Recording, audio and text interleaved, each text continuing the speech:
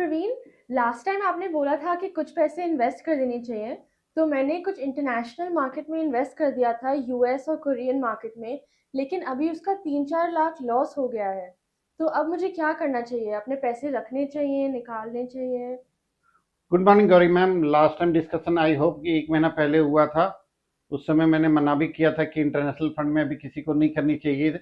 ये गलतियां हर एक कस्टमर करते हैं कि जब भी रिटर्न को एसेट क्लास बहुत ज़्यादा देने लगता है तो बिना रिस्क समझे उस पर लगा देता है पैसे और लॉस बनाते हैं।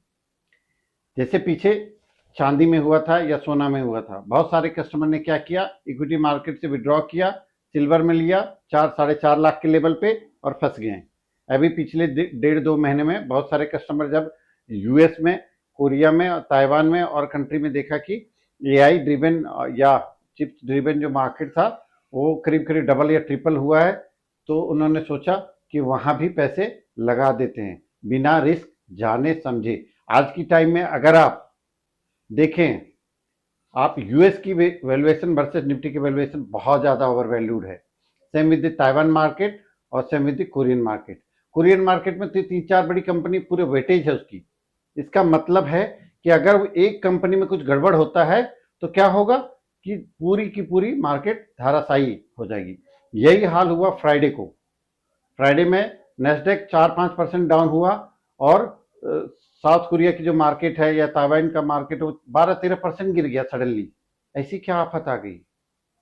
इस पे यही होता है। इंडियन मार्केट कभी भी 10% 20% नहीं गिरेगा। निफ्टी कभी भी 15% एक दिन में नहीं गिरेगा, लेकिन वहां गिर सकता है, या गिरा है। तो ये जो आपने गलती किया है अभी कुछ नहीं कर सकते, हमें लॉस बुक नहीं करनी चाहिए। हो सकता है आगे आने वाले टाइम में वहां का मार्केट और ज्यादा क्रैक हो।